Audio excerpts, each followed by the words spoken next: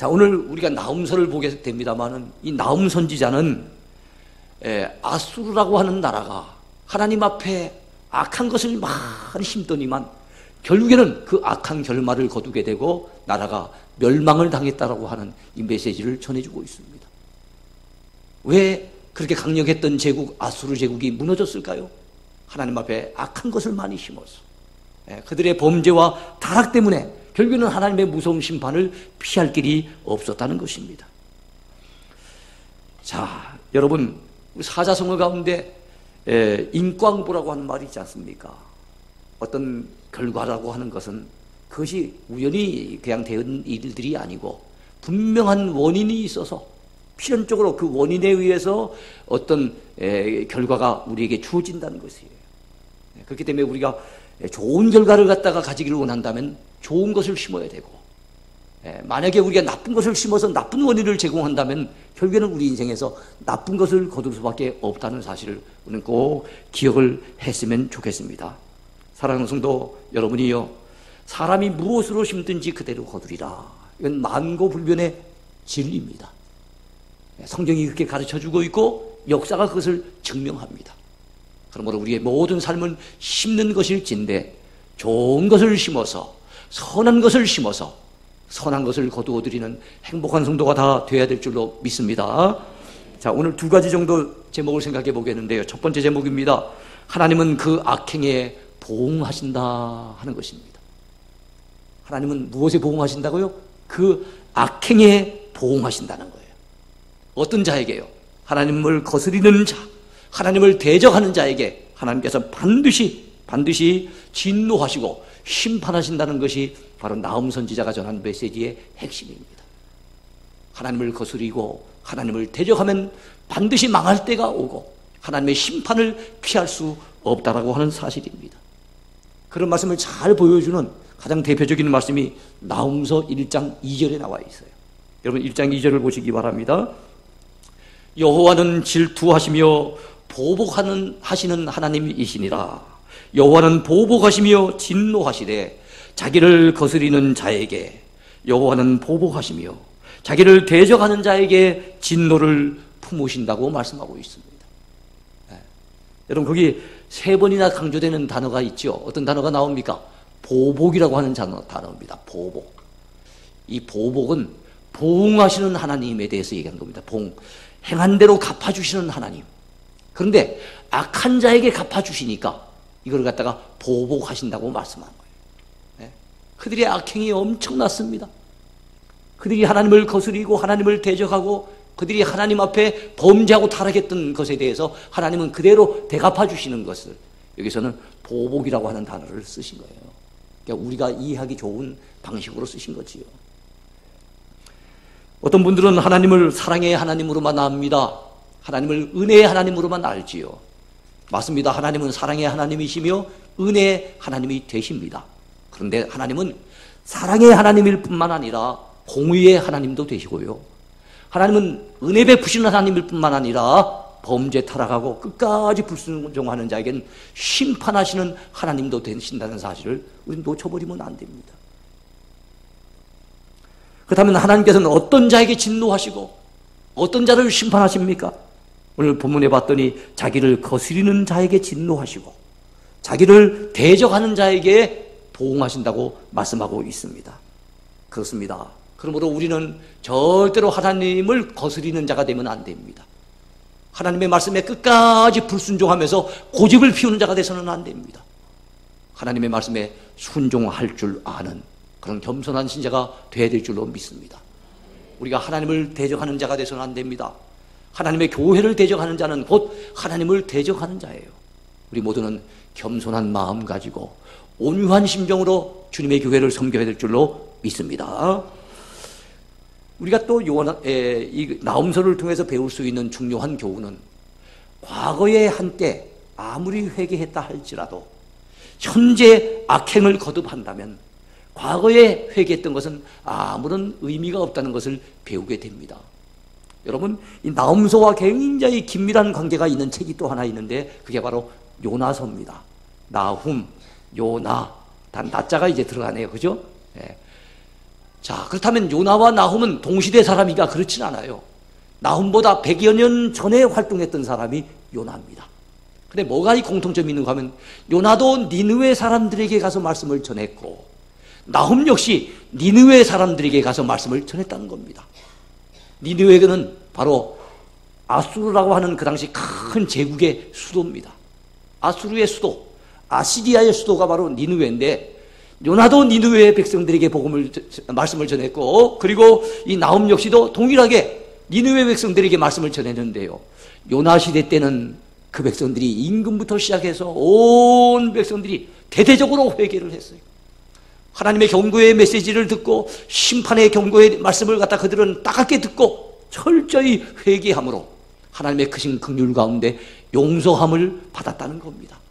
근데 나훔 시대 때는 100년 후에는 그들이 회개할 줄 모르고 그들이 끝까지 불순종함으로 그들은 결국 하나님의 심판을 받아서 나라가 무너지게 됐다는 사실입니다. 아수르 제국이 완전히 멸절당하게 됐다는 사실이에요. 바벨론이라고 하는 나라에 의해서 멸망을 당하게 됩니다. 그러나 그 배후에는 누구의 손길이 역사하셨겠습니까? 하나님의 강력한 손길이 역사하신 거지요. 하나님께서 징벌하시기로 작정하시면 그 어느 누구도 피할 방법이 없다는 것을 우리는 이 나훔서를 통해서 배우게 됩니다. 니느웨 백성들은 자기 나라는 영원할 줄 알았어요. 니느웨 성이 무너진다는 건 그들은 상상조차 하지 못했습니다. 그도 그럴 것이 니느웨 성은 대단한 성이거든요. 아수르 제국은 대단한 나라입니다. 성경 속에 많은 나라들이 등장하는데 그 가운데 최초의 제국이 바로 아수르 제국입니다. 아수르는 주변에 있는 약한 나라를 침공을 하고 그 나라를 갖다가 결과적으로 어떻게 됩니까? 통폐합을 시켜서 큰 제국을 이루었습니다. 그 수도가 니느웨인데요. 인간적인 눈으로 볼 때 니느웨는 막강하고 강력한 성이었어요. 높이가 약 30m 정도 되어진답니다. 니느웨 성의 높이가. 그리고 니느웨 성의 그 성에 난 그 도로, 성 위에, 성곽 위에 도로가 나 있는데 그 도로가 어느 정도 넓은 도로인가 하면은 동시에 마차가 6대가 달려갈 정도로 그 정도로 넓은 성이었답니다. 그러니까 높고 넓은 성. 그리고 그 성을 갖다가 에워싸고 있는 것은 20m 깊이의 연못이었다고 그래요. 큰 높은 아주 깊은 연못이 그 성을 갖다 에워싸고 있어서 감히 어떤 나라도 넘볼 수 없는 그런 성이 니느웨 성이었다고 그래요.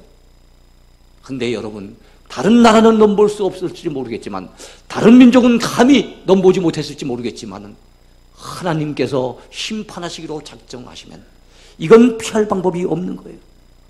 믿으시기 바랍니다. 하나님이 심판하시기로, 하나님이 징벌하시기로 작정하시면 피할 방법이 없어요. 나훔서 1장 6절에 뭐라고 말씀하고 있습니까? 한번 보세요. 누가 능히 그의 분노 앞에 서며 누가 능히 그의 진노를 감당하랴. 그의 진노가 불처럼 쏟아지니 그로 말미암아 바위들이 깨지는도다. 하나님이 진노하시면 바위들도 깨진답니다. 그래 아무리 성곽이 넓으면 뭐합니까? 방법이 없는 거지요. 나훔서 1장 12절 상반절도 보시기 바랍니다. 여호와께서 이같이 말씀하시기를 그들이 비록 강하고 많을지라도 반드시 멸절을 당하리니 그가 없어지리라. 여러분, 그들의 수가 아무리 많으면 뭐합니까? 아무리 군사가 강하면 뭐합니까? 하나님께서 멸절하시면은 그들은 없어져 버린대요. 이 사실을 우리가 알아야 돼요. 누가 감히 하나님의 심판을 당해낼 수가 있습니까? 누가 감히 하나님의 진노를 당해낼 자가 있습니까? 없는 거예요. 나훔서 2장과 3장에는요 아수르가 멸망당하게 되는 상황에 대해서 아주 상세하게 실감나게 묘사를 하고 있는데요, 그 가운데 몇 절만 제가 소개를 합니다. 정한대로 왕후가 벌거벗은 몸으로 끌려가니 그 모든 시녀들이 가슴을 치며 비둘기같이 슬피 우는도다. 왕후가 벌거벗은 채로 끌려간다는 거예요. 니느웨가 공허하였고 황폐하였도다. 그 니느웨 성이 공허하고 황폐한 성이 된답니다. 화 있을진저 피의 성이여 휙휙하는 채찍 소리, 윙하는 병거 바퀴 소리, 뛰는 말, 달리는 병거, 충돌하는 기병, 번쩍이는 칼, 번개 같은 창, 죽임당한 자의 때, 죽음의 큰 무더기, 무수한 시체요 사람이 그 시체에 걸려 넘어지도다. 얼마나 사람들이 많이 죽었으면 그 성의 별명이 피의 성이라고 일컬어졌다는 거예요. 무수하게 많은 사람들의 시신이 무더기를 갖다가 이루게 되는데요, 사람이 지나가다가 시체에 걸고 쳐가지고 넘어질 정도로, 그 정도로 비참하게 니느웨가 멸망을 당한답니다. 여러 가지 의성어까지 써가면서 휙휙하는 채찍 소리, 윙윙하는 병거 바퀴 소리, 막 이런 것까지 표현하면서 아주 실감나게 그 나라가 멸절당하게 될 그것을 예고하고 있어요. 예고된 대로 이 아수르는 결국 바벨론에 의해서 멸망을 당하고 마는 겁니다. 사랑하는 성도 여러분, 그러므로 악을 행하면 결국에는 악한 보응이 되어서 내게 돌아온다는 걸 꼭 기억을 하셔야 되겠어요. 하나님을 거스리면 안 됩니다. 하나님을 대적하는 자가 되면 안 됩니다. 목이 곧은 백성, 하나님 앞에 교만한 백성이 돼서는 안 됩니다. 우리 모두는 순종하는 마음 가지고, 겸허한 마음 가지고, 감사한 마음 가지고 하나님을 섬겨야 될 줄로 믿습니다. 두 번째 생각해 볼 제목입니다. 하나님은 그 믿음에 보응하신다 하는 겁니다. 하나님은 악행에만 보응하시는 분이 아니에요. 하나님은 선한 자에게, 믿음의 의인들에게는 믿음에 대해서 보응해 주신다는 겁니다. 믿음으로 심고 믿음으로 뿌렸던 것을 여러분 풍성한 축복으로 거두게 하나님이 역사해 주신다는 거예요. 믿으시기 바랍니다. 의인에게 있어서 여호와 하나님은 선하시며 환난 날에 산성이 되신다고 성경은 말씀하고 있습니다. 악인이 심판받는 그 제삿날, 그날에 의인들은 잔칫날이 되는 겁니다. 구원의 날이 되는 겁니다. 나훔서 1장 7절을 보시기 바라요. 여호와는 선하시며 환난 날에 산성이시라. 그는 자기에게 피하는 자들을 아시느니라 그랬습니다. 우리 하나님은 선하시대요. 환난 날에 의인들에게 있어서는 어떤 존재가 되십니까? 산성이 되어 주신답니다. 이미 우리가 살펴본 대로 세상의 산성은 아무리 높이 쌓아도, 아무리 든든히 세워놓아도 결국엔 무너진다는 사실을 배웠습니다. 니네 성이 이렇게 무너지고 말았어요. 여리고 성이 이렇게 무너지고 만 사실을 우리는 압니다. 이런 사실을 잘 알았던 솔로몬 왕은 시편 20시편에서 이렇게 읊고 있습니다. 여호와께서 집을 세우지 아니하시면 세우는 자의 수고가 헛되며, 여호와께서 성을 지키지 아니하시면 파수꾼의 깨어있음이 헛되도다. 그렇게 고백했어요. 하나님이 성을 지켜주시지 않으면 아무리 파수꾼이 성을 지킨다 해도 그 모든 수고가 헛돼 버릴 수밖에 없다는 사실이에요. 하나님이 지켜주셔야만 합니다. 하나님이 지켜주시는 사람들이 있습니다. 누굽니까? 하나님을 믿고 의지하는 자입니다. 환난의 때에 하나님께로 피해가는 자입니다. 인생의 어려운 순간에 하나님을 바라보고 기도하며 하나님을 의지하는 자입니다. 그런 믿음의 의인들에게 우리 하나님은 산성이 되어 주십니다. 세상의 산성들은 다 무너져 버리지만 우리 하나님이라고 하는 산성은 결단코 무너지지 않습니다. 하나님이 영원하신 분이기 때문에 하나님이라고 하는 그 산성 역시도 영원하다는 것을 여러분 믿으시기 바랍니다. 아까 우리의 생각이 힘든 거라 그랬습니다. 우리의 말하는 것이 힘든 거라 그랬어요. 우리의 행동하는 모든 삶이 다 힘든 거라 그랬지요. 그 힘든 대로 하나님은 거두게 하시는 하나님이세요. 우리 행동은 물론이겠지요. 우리의 삶의 모든 부분들, 우리가 앉고 일어서고 길을 행하고 들어눕고 하는 모든 것들을 다 하나님이 꿰뚫어 보고 계시니 여러분 하나님 앞에 살아야 될 줄로 믿습니다. 그래서 칼빈 선생은 호람되어 하나님 앞에서 그의 일평생의 좌우명을 나는 하나님 앞에서 살겠습니다 라고 하는 그런 마음으로 종교개혁을 일으켰고, 종교개혁의 완성자로서 또 장로교회 창시자로서 여러분 뚜렷한 믿음의 발자취를 남기지 않았습니까? 내가 하나님 앞에 서 있다고 하는 생각을 가진다면 우리의 삶은 경건해지고, 우리의 삶은 진실되고, 우리의 삶은 아름답고 선하게 될 줄로 확실히 믿습니다. 자, 그렇다면 우리 하나님께서는 어떻게 그 모든 것들을 잘 알고 계실까요? 오늘 나훔서 1장 10절을 다시 한번 읽어보겠습니다. 여호와는 선하시며 환난 날에 산성이시라. 그는 자기에게 피하는 자들을 아시느니라 그랬거든요. 어떻게 하나님은 그렇게 잘 아실까요? 먼저 우리 하나님께서는 전지하신 분이기 때문에 잘 아시는 거예요. 우리 하나님은 모든 것들이 가능하신 전능하신 분일 뿐만 아니라 모든 것들을 다 꿰뚫어 알고 계시는 전지하신 하나님이세요. 하나님의 속성에 바로 이 전지성이 있습니다. 그는 사람들에게는 없는, 하나님만 가지고 계시는 그런 속성입니다. 전지하신 분이에요. 그 하나님은 또한 우리를 지으신 분이시기 때문에 하나님은 너무너무 우리를 잘 아세요.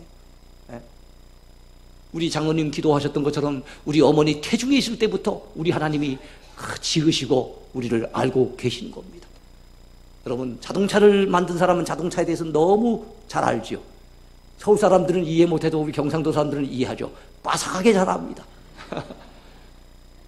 근데 우리를, 사람을 지으신 우리 하나님께서 사람을 모르시겠어요?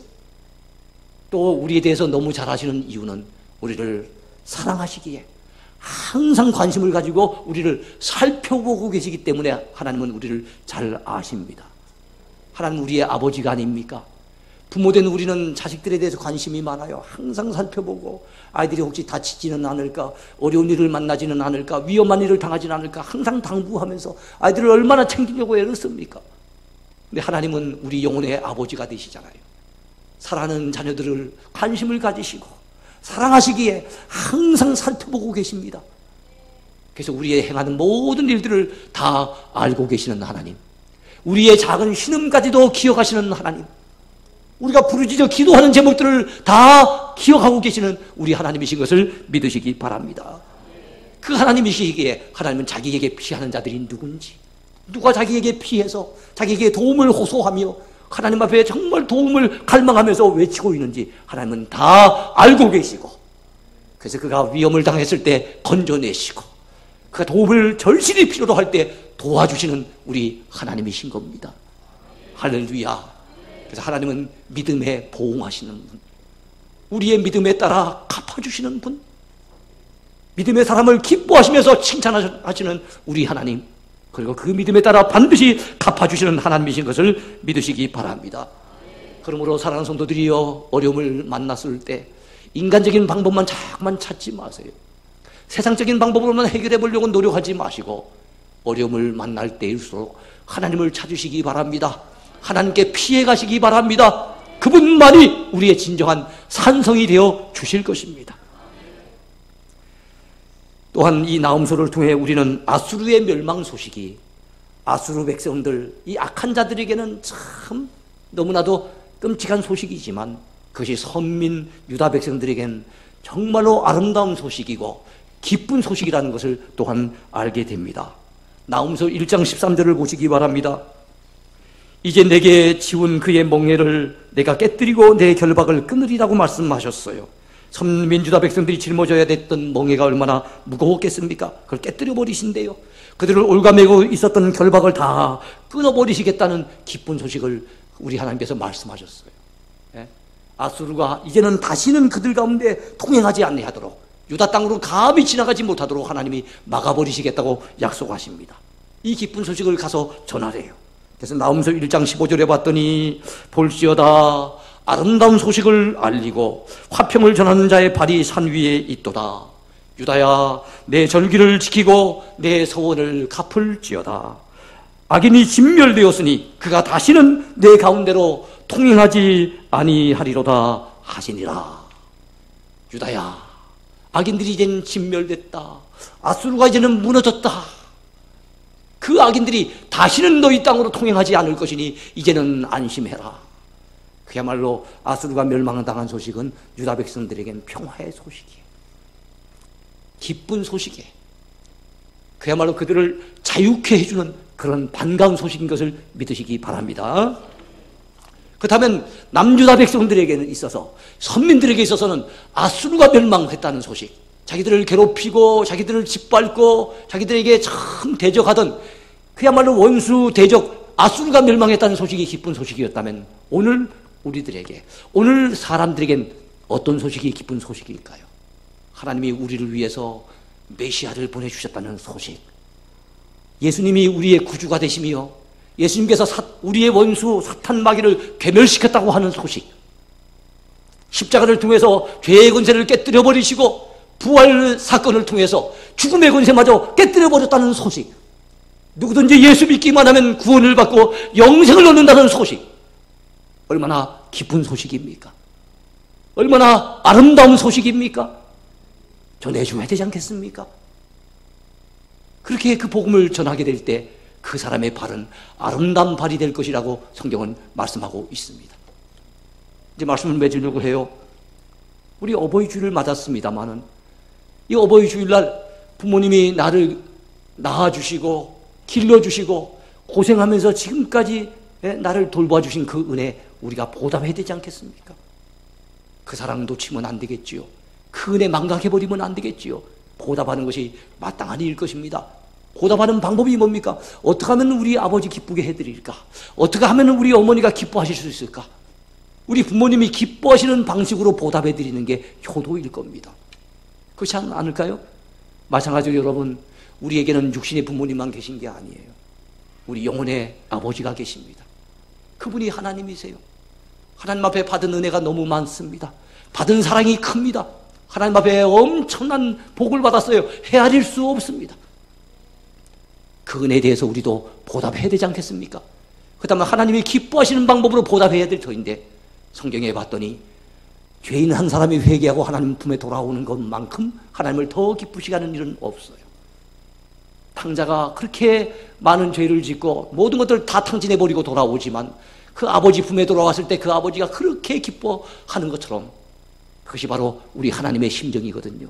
죄인 한 사람이 회개하고 하나님의 품에 돌아올 때 하늘에서는요, 천사들과 더불어서 하나님이 잔치를 베푸시면서 그렇게 기뻐하신답니다. 우리가 하나님 앞에 은혜 받은 자로서, 하나님의 사랑과 축복 가운데 살아가는 자로서 정말로 하나님이 기뻐하시는 이 일을 해드려야 되지 않겠습니까? 그렇다면 우리 모두가 영혼을 건져내는 이 전도 일을 무관심해서는 안 되는 줄로 믿습니다. 정말 그 영혼 한 사람 한 사람을 주님의 심정을 가지고서 주께로 인도해낼 때 우리 하나님이 참 기뻐하실 것을 생각하면서 우리가 우리 주변 가운데, 내 사랑하는 가족들 가운데서, 친구들 가운데서, 이웃들이나 친지들 가운데서 전도할 대상자들이 없는지 찾아보고 주께로 인도해내는 복된 성도들이 다 되기를 축원해 드립니다. 사랑하는 성도 여러분, 우리를 심는 대로 거두게 하시는 하나님, 행한 대로 보응하시는 하나님에 대해서 살펴보았습니다. 악행하는 자에게는 하나님께서 진노하시고 심판으로 갚으신답니다. 그러나 하나님을 믿고 바라보고 의지하면서 믿음으로 하나님께 달려가서 그분에게 인생의 어려운 순간에 피하는 자들에게는 그 믿음을 따라 보응해 주셔서 정말로 건져주시고 도와주시고 구원해 주신답니다. 우리 모두 이 사실을 굳게 믿고 앞으로 선한 것을 심어야 될 줄로 믿습니다. 기도도 심는 겁니다. 선행도 심는 겁니다. 말도 심는 거고요, 생각도 심는 거고요, 행동도 심는 거고, 우리의 삶의 일거수일투족이 다 심는 것인 줄로 믿습니다. 좋은 것을 심어서 정말 선한 것들을 많이 거두는 축복된 성도가 다 되기를 축원해 드립니다. 축원해 드립니다.